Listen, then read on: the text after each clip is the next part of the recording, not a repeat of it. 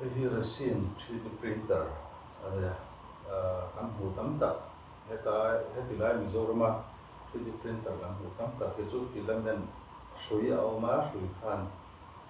a zuk print thiam ta mi a tum hian chuan Resin 3D printer ani hei hi Resin 3D printer chuan he chuanin liquid kami resin tui kha hmang ta 3D printer dang kan hmu tam tak te nen kha he ang ta lo ni heti lai a chuan detail in thil an kim fine and detail ang chi chiang do te deuh deuh pawh kha fel fai deuhin mawi deuhin a zuk print thei a chuan hetah hianin enanga hian a awm ta a hmawng hi lam tlang ta ni chuan hemi chungah hian LCD a awm a he LCD UV ania chu UV light chuan resin liquid resin tuia kha rang chhun khalin tihan thila print ta hemi resin na a rawn print chhuah kha concentrate alcohol kami hmang khan silfai le angai ta resin pawh hi a print a khawih re re a hianin kut kawr buna enkim safety thatak nena khawih tur ani chumi ni lo chuan engemaw allergy taksa huat le englo thil dang awm thei tam tak a awm awang khan han print dawn pawh hianin kut kawr nen ti ania glass te pawh a invent na tur glass te pawh a ngaia film kawr zual ah chuanin hemi kan print chhuah kha silfai le ngai ta ni kami silfai na khan IPA alcohol kami concentrate alcohol khan kan silfai le kan silfai nu a khanin UV light in chan angai ten hardening an tia chu a silfai le ati chana kha curing an ti ta khami kha curing kha ti dan sang sang awma ma se ami mo tak tak kon ti dan awma du tu hi sam lo thina ha ko khan asiama hi milan asiama ni a curing a hianin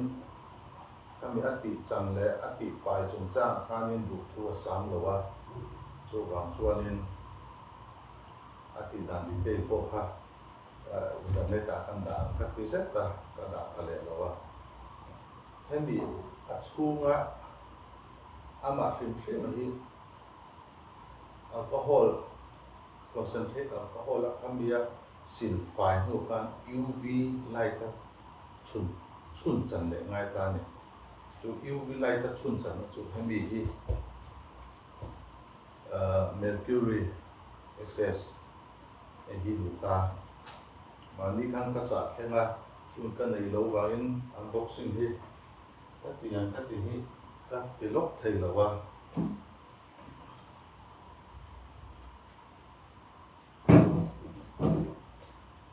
3D printer hian chi hrang hrang a awm a hei hi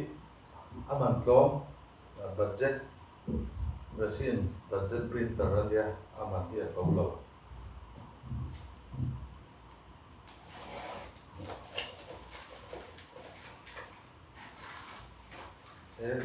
he company ei pawh hi budget tho ania a man tlawm kan lấy về mấy thịt ăn chi cái mấy em ăn chi khai gì à tất cả như thế này bị phải làm chắc tao mà nhớ tại hiện này gì cả hình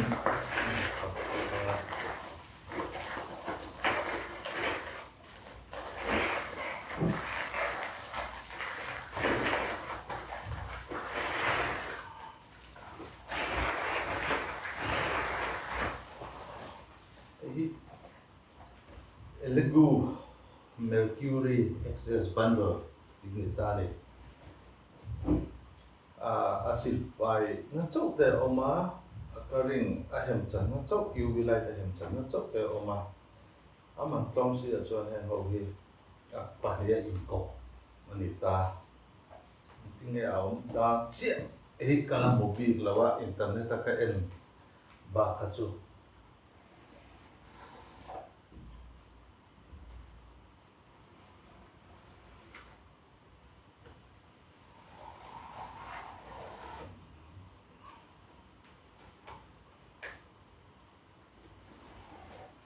lại có về là 3D print là em to mà sẽ cảm thấy tổ chức 3D print có hiện nay hết tiền là chỉ có người sẽ FDM mà chỉ có người sẽ nhưng có dùng bụi tiệm bor về ví dụ ta cả thùng được thầu bằng print hiện tại này chủ vào cho nên cần phun bảy rong nè cần electric nè thì sạc khan thì hành thì sạc khan thì mình đâu tỉ để thiền tới hành tỉ tới khi ông thiền cần phun lên anh nhìn nó đi tất rồi hết trơn đấy đâu thì mò em tỉ để thiền là chủ vào cho nên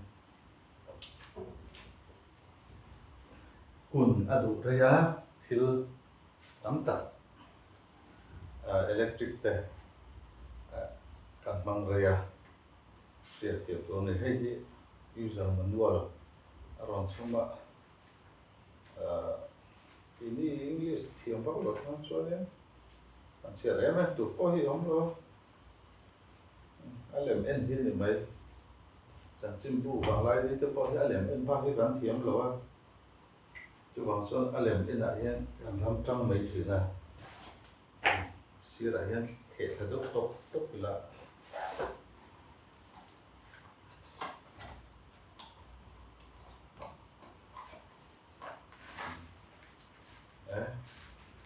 tan mit thar ở trong em tan mit thar tan này đó này xuân đi đây đi UV light portable hạt đủ đó hàng ken của là đủ nó lại hàng xuân thế đó hay cho đến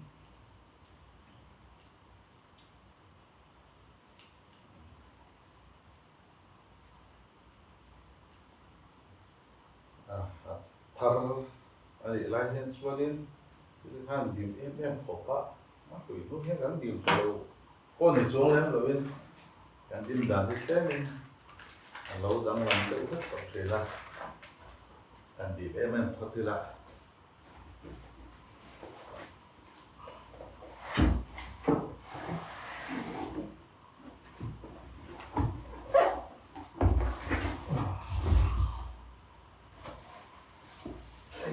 cold zone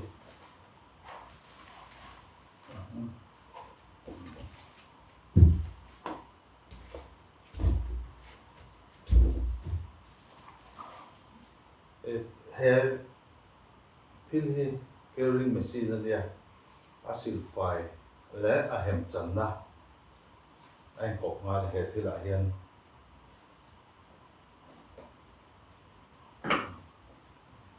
nó còn đã có rồi về đâu hết ở ngay kia mà đi thì cột đó là tại nên cột cái giò này ôm này cắn bỏ xin trái bên này là tự làm trái xì là vậy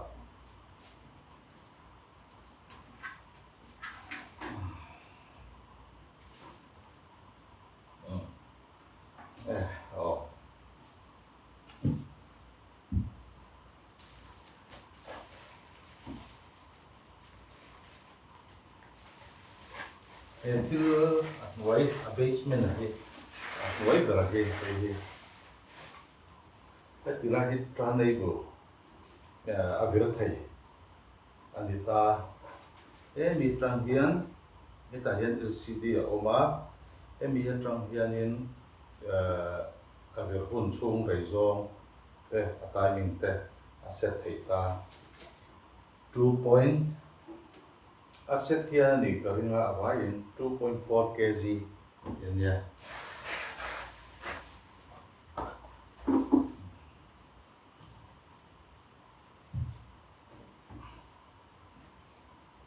chuan enda hian tak hawl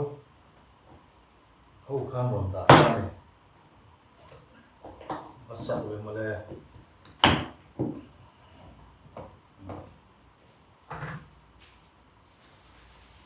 hian thil la on maya chuak le ko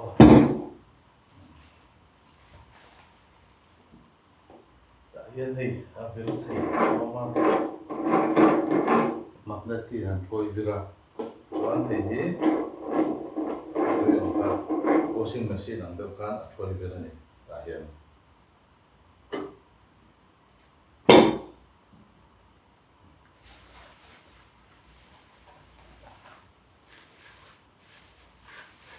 hei hi a power supply ani a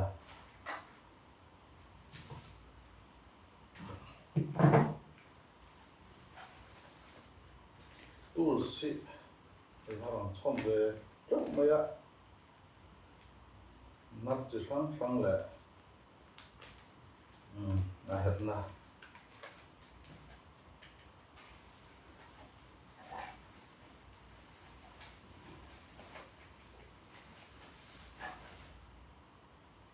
đã chân điểm chung một các tiếng đấy ạ chuyện lâu về thấy khóc mày càng với khát đã thành càng với khát năng lực tổ này to na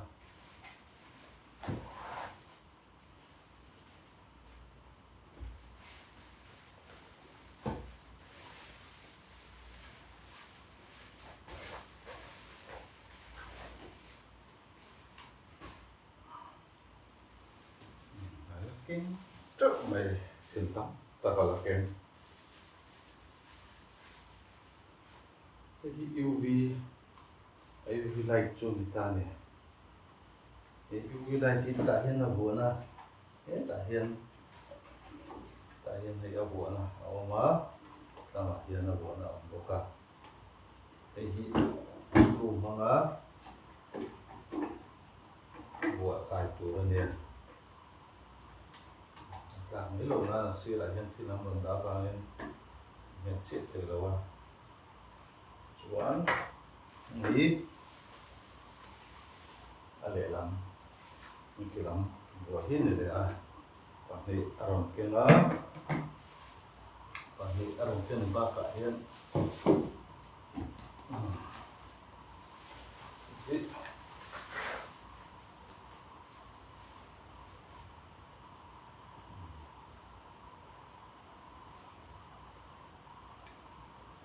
internet yang kalau saya lawa pasti rock ini deh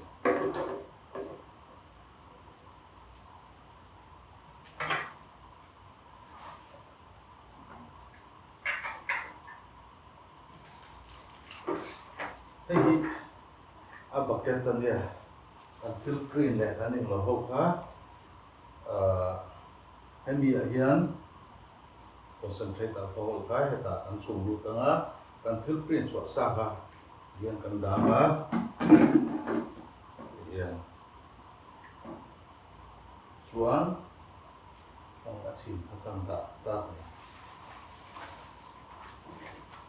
hi kan chin nga tingan kan sil fai ret don ani a chunga mi zong kha chúng mình kan sil fai nuwa chuan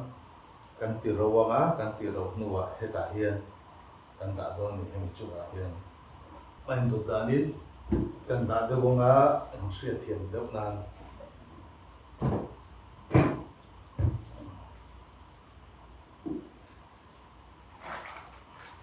hemi resin printer banga kan thil print chu a kha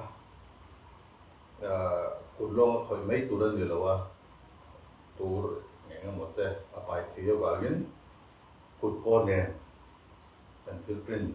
sủa khá ta hiện plate tao mà plate thì có là sủa khá cần thứ print sủa khá hiện tại hiện IPA alcohol mangin cần sinh phai tại hiện hiện là son thế à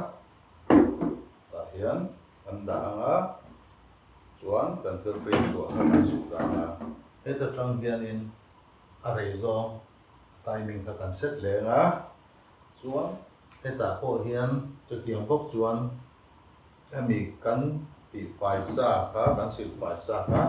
ta hian kan dah thui le nga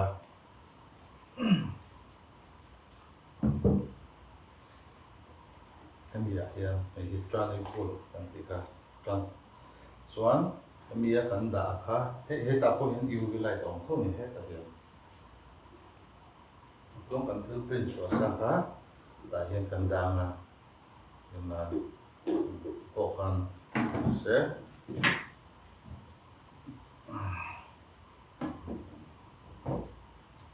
không bị áp chẳng nua khan em bị không đủ tốt cần hiện chẳng nua khan cột lâu như là khỏi thịt đó chú em mình lên đây chỉ tắm tắt ati suat thế à, print suat thế à, 3D printer thì nếu trong cái số thiếu thoát lỏng này là lỏng cái này vào cái thiếm dùng cái măng dùng anh em họ mà đi thiếu tiền đủ là thiếu hàng xiêm đủ nếu thế cái này chuan in dư về thế à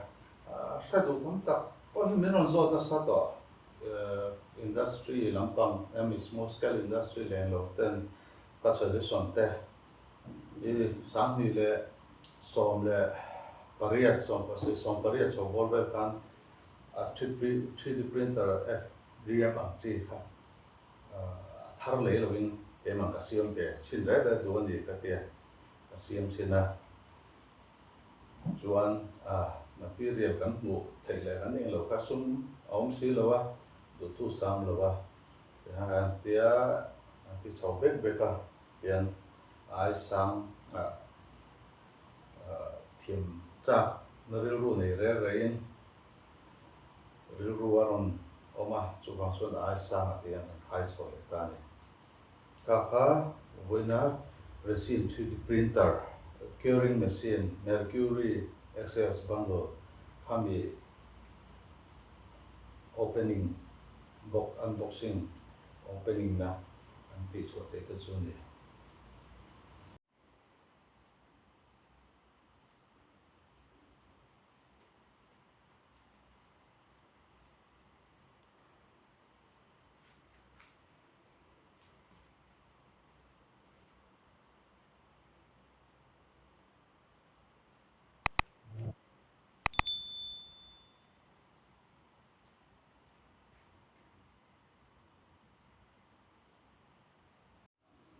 Emi curing machine bi ka hian UV light di awang hian machine tan lom thei oma chu bang chuan hei chu thil hi an film phur em em en tianan 30 ka da ka on ani a chhian a hmu lo awangin a kal thei lo en tianan han a chhin hi kan da che ta a chhin ka da chau khan a function